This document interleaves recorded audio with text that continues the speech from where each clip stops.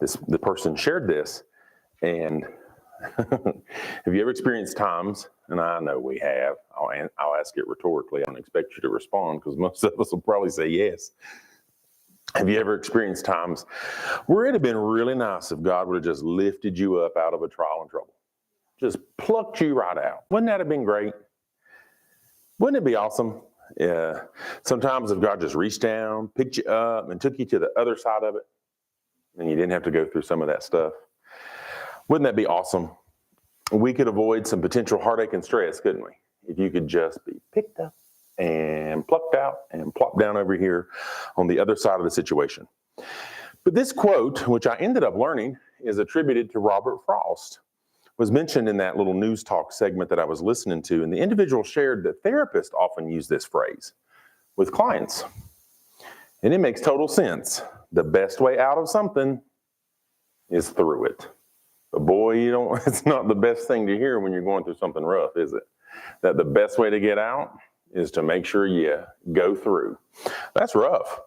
And I know God can do anything. There's examples in the Bible in Genesis 5 and 24.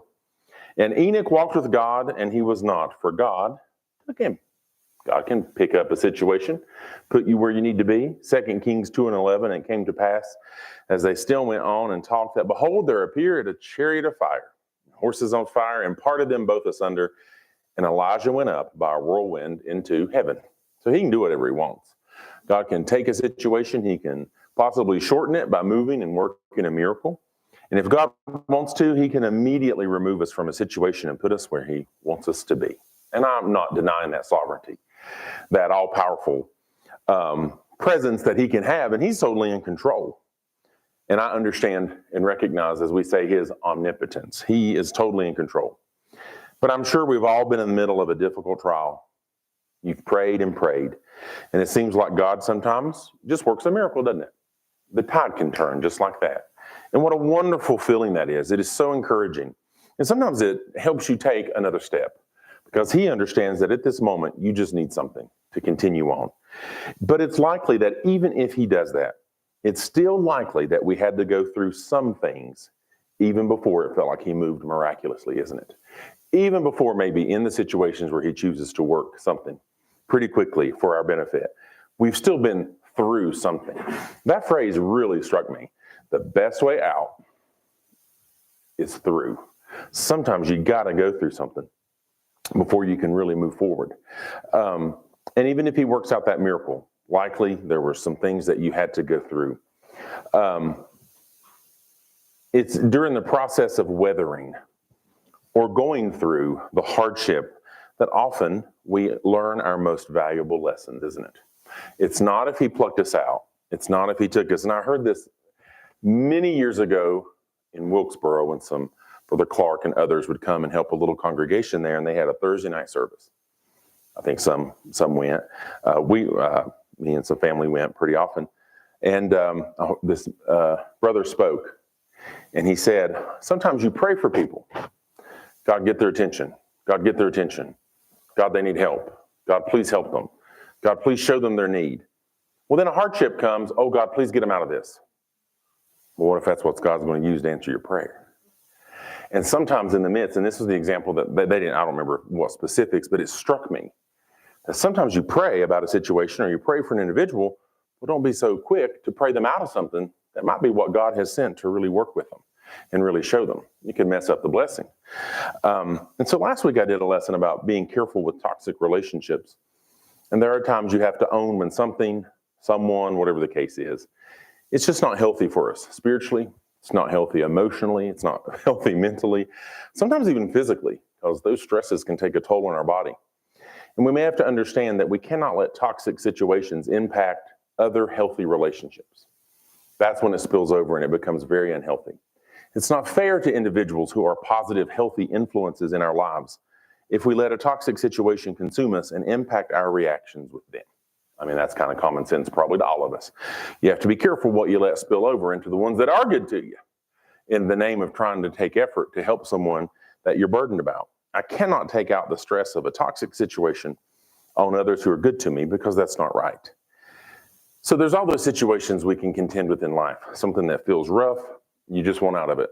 So when you pray for, will God send something? And then if not careful, we start to try to pray them out of that. Maybe I just need to be quiet. Maybe I need to say, okay, Lord, maybe this is you answering my prayer. And maybe they need to go through something kind of rough to get their attention. And I'm not saying you pray for hard situations. I'm just saying sometimes it's the biggest challenge that teaches us the best lesson. And maybe they need to be challenged. And God's bringing that. But as we go through situations, even the process of recognizing something that's unhealthy to us, even in that process, we often learn lessons about what it truly means to choose God, don't we? You truly learn lessons about, if I'm being tested, will I put you first? And I shared something very personal last week. Well, you know what? That could be a test. Will I put him first? And you learn lessons about yourself. You learn lessons about dependency on him and resiliency to understand that he has to be the priority and his ways have to come first over people. And sometimes, and this sounds harsh to say it, but if they're evil influence in our lives, because if it's toxic, it's evil. It's bringing me down. There's something bad about it. It might make us feel better if God would just reach down, pluck us up, and put us on the other side and remove us from all the stress. But does life often go that way? No. But why not? We often grow the most when we are the most challenged. Sometimes that's when you experience the most growth. And God wants us to learn dependence on him. And as a result, he wants growth, doesn't he? The challenge is not always fun, but we learn a lot about ourselves. And that's what, as someone going through life and each year that I get and each experience that I face, often I find, especially as you change in age, we hope we mature, but often I learn a lot about me. Like, oh, I don't think I handled that well. Oh, I think my attitude got tested here. How well did I pass that test? And often we can recognize areas where we need God even more than we realized. In 1 Peter 1, in 6 through 7,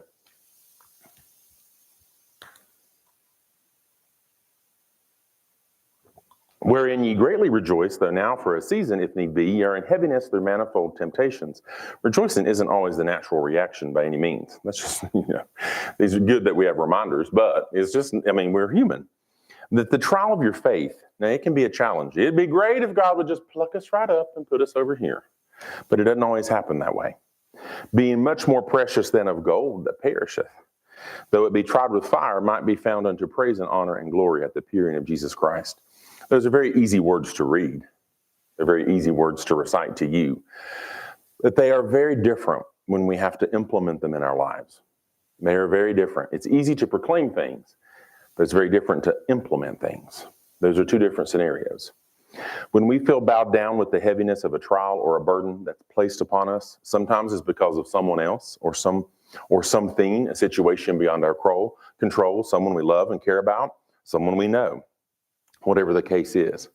We sometimes want that to just end, don't we? You can pray, and it's okay to pray for the end. You may just go through part of it and God now has mercy. I'll take it, won't you? I ain't going to refute it. I'll take it. And sometimes when you go through that burden that's placed upon you, you just sometimes want it over. And it'd be great if others would just do what is right, wouldn't it? Wouldn't that be helpful? If a situation's stressing us and if other people involved would just do what's right? But often that may not happen, unfortunately. Individuals have the power of their own choices. But I thought of this as I did this lesson. Danny can't forget that he also has the power of his own choices too. When I face a situation that's working on my faith, trying my patience, maybe even working on my ability to love, I need to be cautious that I don't let the trial get the quote unquote best of me. I need God to help develop the best of me by helping me through that trial. It can either get the best of you or God can use it to help develop the best of you so that you can face the situation because he'll help you through. The best way out is through. And I'm thankful you can say that comment, but the only way I can get through it effectively is with his help. And during that process of going through, sometimes you start to realize areas where you need to improve yourself, don't you? Maybe you've never had that, but I have. I have found areas where I need to improve. God used it to develop the quote unquote the best of me. Or you can let the trial get the best of you, and then it doesn't go the same at all. I have a choice. I have the power of choosing how I want that to go and whether or not I rely on the Lord. And I came up with an example, and I can only use what's personal to me, right? So I'm kind of open about some things sometimes, so I don't mind using personal stuff in this case. But I thought of this, when a trial comes, it can either get the best of you, or you can let God help develop the best of you, if that makes sense. It can go one of different directions. So I thought about, well, if you let a trial get the best of you, it can really show up, can't it? What if I notice that when I'm consumed with a trial, because I've had things very much consume me emotionally and mentally. I'm human. I'm sure we've all had those things. We've had loved ones battle situations, whatever the case is. It may not even be us directly, but it's because you're a caring person, you care about what other people are going through. But I thought about this. What if I notice that when I'm consumed with the trial, that I'm letting it consume me to the point that I'm of no real help to others and the responsibilities that God has put in my life? And that thought struck me. It can affect my ability to really be what I need to be to other people if I'm letting it consume me. Oh, but I have to go through it. You're right. But is it going to get the best of me, or am I going to let God develop the best of me? I have a choice, don't I? I have a choice in how the thing can go with God's help, but He doesn't control me. I have a choice. He controls, I want Him to control my life, but I have a free will, don't I? I appear to have no time. What if this is the case? If I have this situation, I appear to have no time for anyone or anything else because I'm letting my personal situation consume me. We will all have times that consume our time. We can't help it. When you have family and so forth, and I'll use something personal in just a moment. You can't help some aspect of that. But the appearance that we have no time can make a situation, rather than it be a light to someone else, it makes it look as if I'm no different than anyone else. Because I'm not letting it develop me to be more of a light, I'm letting it consume me and impact my ability to be who I'm really supposed to be in my walk with the Lord for other people or whatever the case is. I'm letting the situation consume me.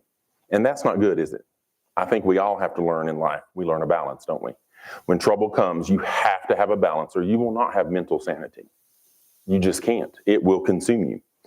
Life, I have found in my personal experiences, doesn't stop, and those who need me do not disappear just because I'm going through a rough time.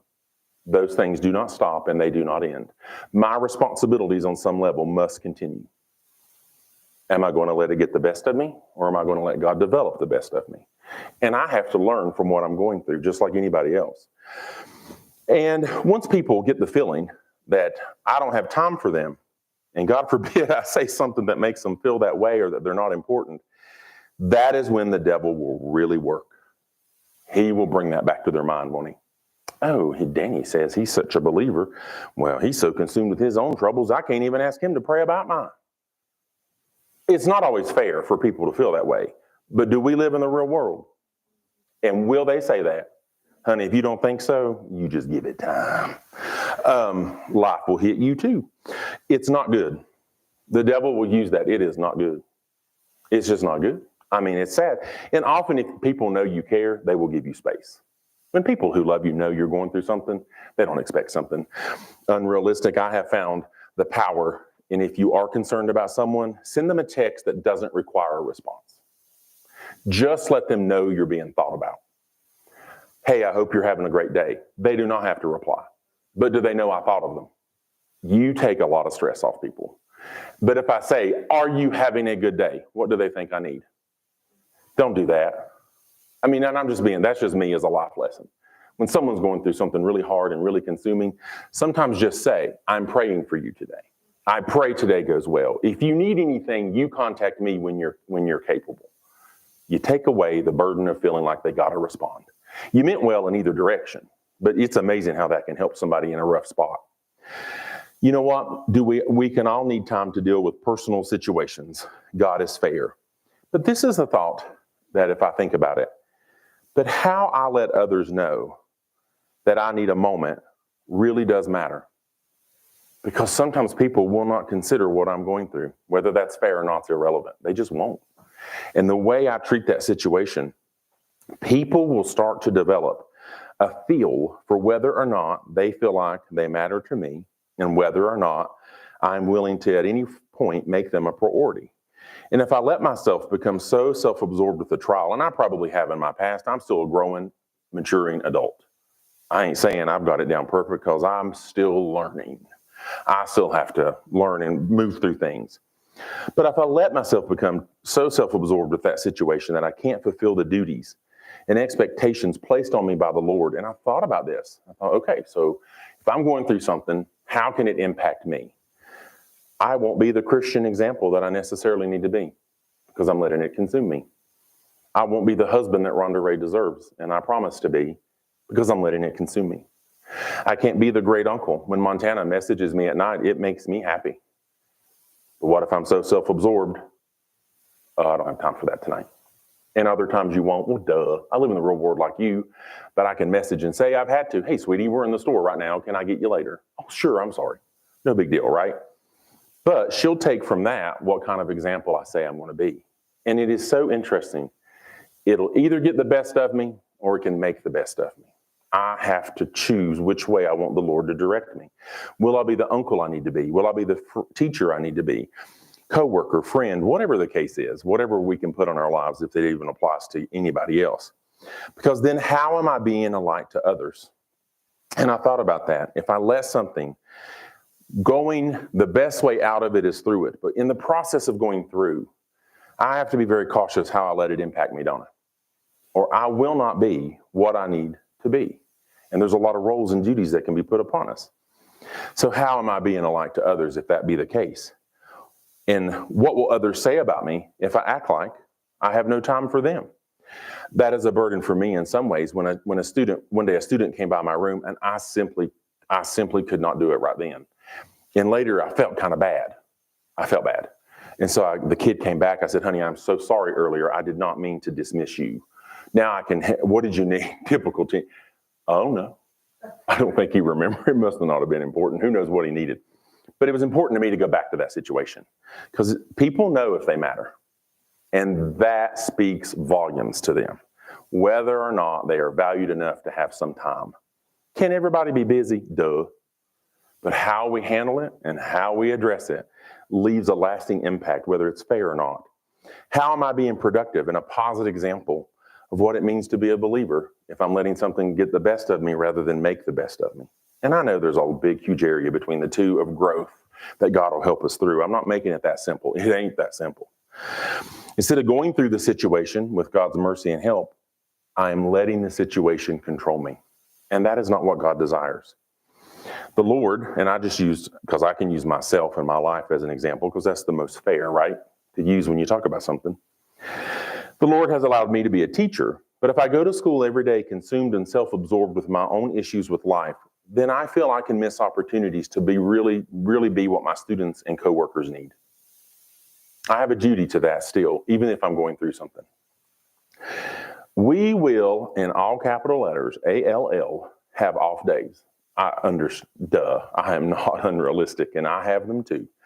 But I need to be cautious with that because I thought about how, and sometimes people look at you when you go through a situation, and they mean well, and they might even say things like, well, why are you even here? Well, I have a duty. I can't just continually miss school because when I'm out, it's very hard to find people to fill in now.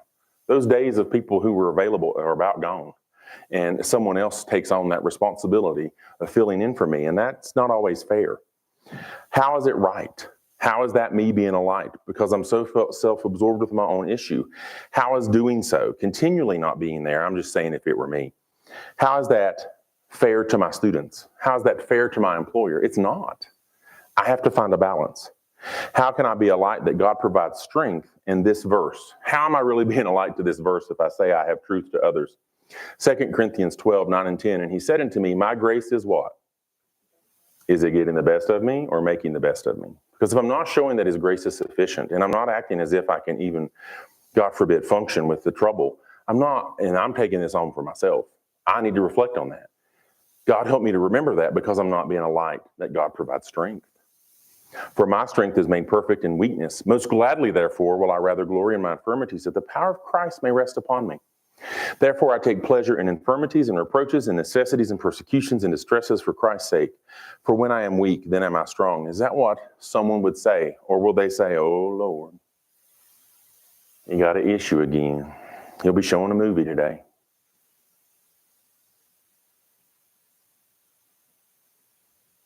It's going to leave an impression, isn't it? I mean, it's going to show an impression. I mean, I have to balance that. And don't get me wrong, I'll show a movie if I need to. I'm not saying it's easy. And I'm not saying it's always going to be easy, trust me. And I used my example because I have had to make those difficult choices in life where you're going through a trial in a situation you didn't ask for. And I had to, for example, miss work when sweet Carolyn was sick. I had to miss when my sweet mama was dying and going through cancer treatments. I had no choice. I had an availability of time and still availability of sick time that meant I would still get paid that other family didn't, and I was not going to expect them to sacrifice when I would be provided for. That would have been selfish of me. I had an availability the others did not. I needed to take on that accountability because I had it there. But this is what I tried to do with God's help. I tried to work things out so I could still be at least some version of what my students and employer needed. Was it the same as if my family members hadn't been dying? No, it couldn't be the same, could it? That's not realistic to expect. But I had to work. I had to, in both situations, I had to really strike some balance for my kids at school, for the people who cared about me at work, and for my own mental sanity. So if someone were to say to me, why are you even here? Because being here for me is actually free therapy. It's a dose of normalcy. When life is disrupted in that way, when you care about someone and you're taking care of a loved one, you don't want an award, and I don't share it for that reason.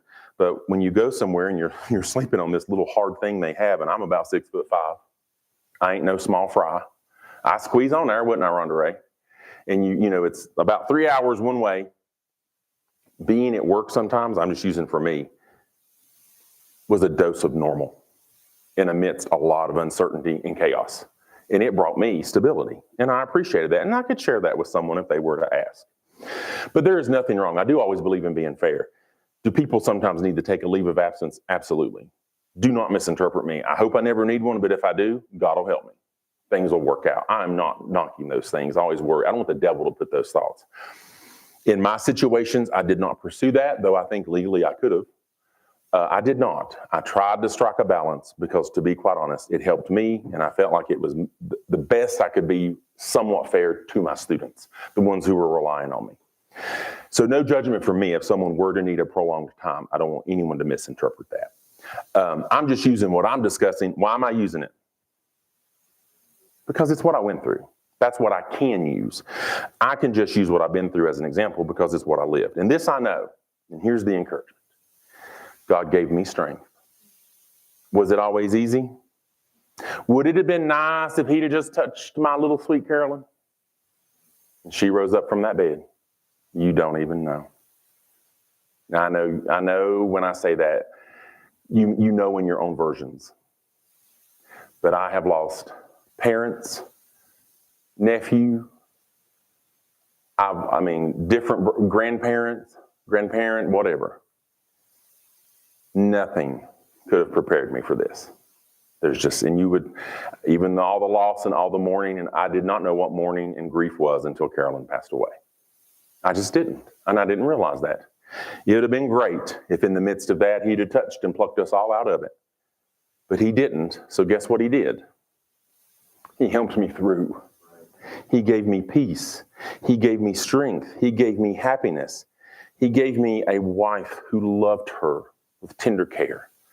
My wife could have ethically looked at me and said, I didn't sign on for this, Danny. I'm not capable of this level of care. But instead of doing that, because she loved me and she loved her, she learned what she needed to do. And others of you here came and helped as well. But we had the daily burden of it because that's just how it was. But God helped me. But if we let trials consume us to the point that we feel like we can't function, then how can we fulfill the individual duties that the Lord has put in our lives? At that point, it's not just getting the best of me. Who else is it getting the best of? Others, the ones we love. The devil would love nothing more than to watch us let our trials and heartaches consume us to the point that we're not useful to God's work. Oh, well, Yeah, Brother Danny ain't much use right now. He don't have time for nothing. And I think people who love you will always respect when you go through something, right? I try to others because I know it's hard. It's hard when you got some stuff going on. But the devil will still work when it's most unfair. He doesn't care about being fair to me. He would love for it to appear that I am unproductive with the responsibilities God has allowed in my life. We may not forsake God. I may never even think about leaving God. But if the life I'm living, when I let issues consume me, cannot be an example of strength before others, the devil is still winning to some degree. He can still use this to try and tell others that what Danny professes really isn't all that great, is it? And that isn't always fair, and it doesn't feel fair, but honey, life ain't fair. Is it going to get the best of me, or am I going to let it develop the best of me? God help me. And there's a whole shade of between that may mean it's not easy, and mistakes and misjudgments can be made. But this I know, God will help you in the process. I have to be careful. I believe in being fair. We all have off days. We all have off moments, times when we're struggling and we need some time to work through the struggles. It's just simply summed up in one word, life. But I have a responsibility to be careful with God's help, that I'm letting God manage me and the situation rather than letting the situation manage me. Because that's a choice as well, isn't it? Is the situation managing me and controlling all my decisions and all my processes? Or am I letting God manage me and help me through it so I can come out on the other side a more informed believer? It may not even be that anything about me visibly changes. Maybe it's all emotionally and inside. There is a big difference. Moments of great change happen in our life. Two wonderful, sweet people that we're excited for are going to experience that very soon. Life will change. Relationships will change with your loved ones because you have a new set of priorities. Honey, when I look at Rhonda Ray, one day I couldn't get a hold of her. I about died. Her phone pinged at an intersection. She has it set up. It's her fault. She has our phones set up so they show where we are. Well, since she did it, I look forward to her coming home and being with her in the evenings. So sometimes I check where she is. Oh, is she close yet? I like to do that. I'm cheesy, but it means something to me. I waited a long time for her. I'm going to look forward to it. So I look, she's at an intersection and she ain't moving. And I thought, So I text her, nothing. So I called her. Now this is when nothing. Now she takes pretty serious, I think, if I reach out to her. Nothing. I can almost feel the panic again. I was like, oh my word. Why is she at an intersection not moving? Honey, it's a wonder my Yaris didn't blow apart. I mean, my little Beetle self was down to boom. And I couldn't get, I am about to have a panic attack. And I'm like, what on earth? I had a friend like, do you need to pull over? I'm like, I can't, I got to get there. And all of a sudden, it's a wonder. Thank God it didn't just blow apart. So I get a call. My mouth even has gone dry talking about it. I get a call because, when you've lost some serious loved ones, she's what I have left to some degree. She is valuable to me. And so I get a call. Hey, what's up? My blood pressure? No, I'm kidding. And I said, she could tell. She got scared. I have never, to my knowledge, I don't know what a panic attack is. I just know when your vision goes black and your eyes are open, something ain't right. And my vision, it's like it went black. I was in sheer panic. Because when you're in an intersection not moving, what do you think? She was at Dollar General. She forgot her phone in the car. And it was pinging incorrectly. And they do that. But anyway, my point is, that was a not a fun situation. In the end, it worked out. You know what I mean?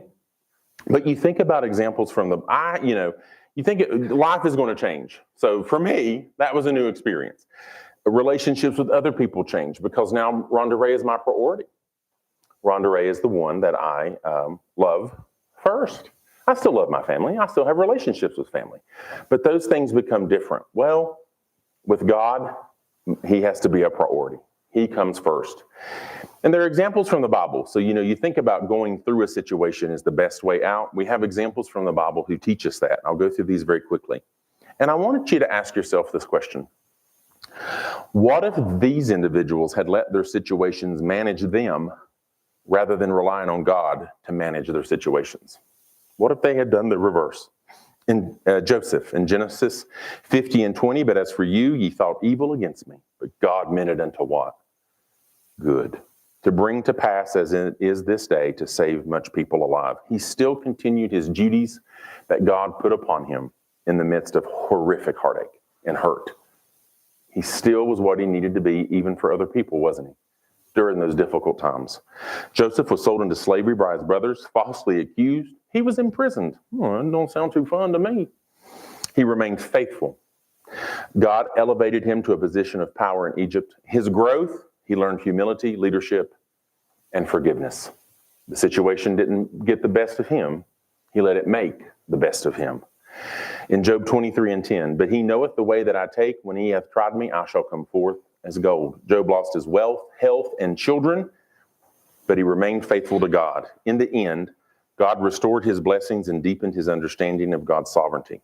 His growth, he gained endurance, wisdom, and a closer relationship with God. Rather than let it get the best of him, he let it develop the best of him. Moses, in Exodus 3:11 and 12, and Moses said unto God, who am I that I should go unto Pharaoh, and that I should bring forth the children of Israel out of Egypt? And he said, certainly I will be with thee, and this shall be a token unto thee, that I have sent thee. When thou hast brought forth the people out of Egypt, ye shall serve God upon this mountain. Moses went from being a prince in Egypt to a shepherd in the wilderness before leading Israel. He endured rejection, he endured hardship, and 40 years in the desert leading a stubborn band of people. He developed patience, faith, and a deep reliance on God.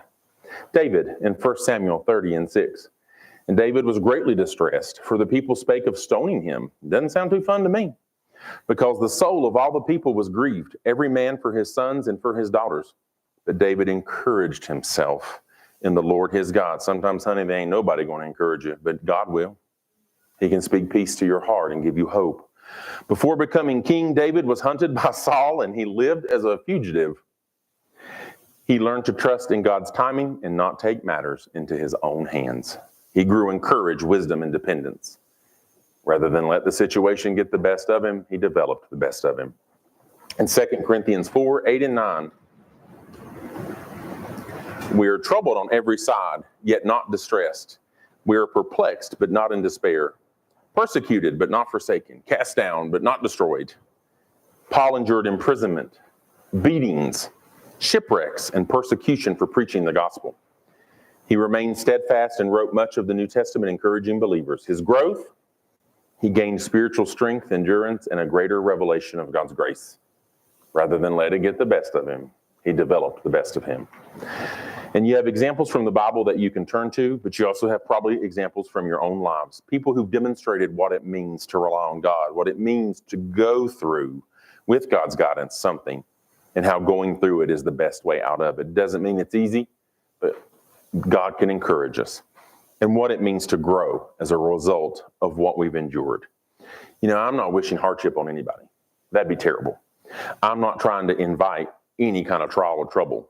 But I do think it's healthy for me, and I think for any individual, that every individual reflect and learn from not only their past experiences, but you know what? You can learn a lot from your present circumstances too.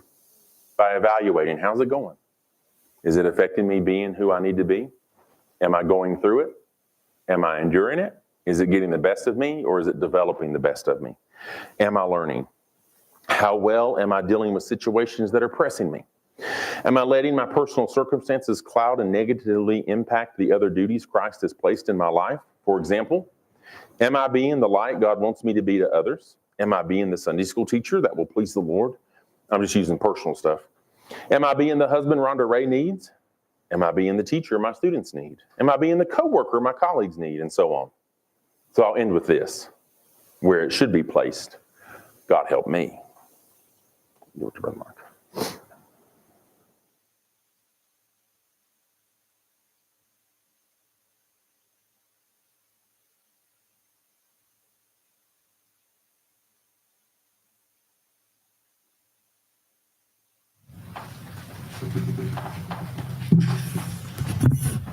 Hey, man, it's another good lesson this morning. A lot of good things there to think about. Because we all have life situations, and it'll show how we handle them as we go through life. And we need to pray that God will help us to handle everything just the way it ought to be, to uplift His name. So, really thankful.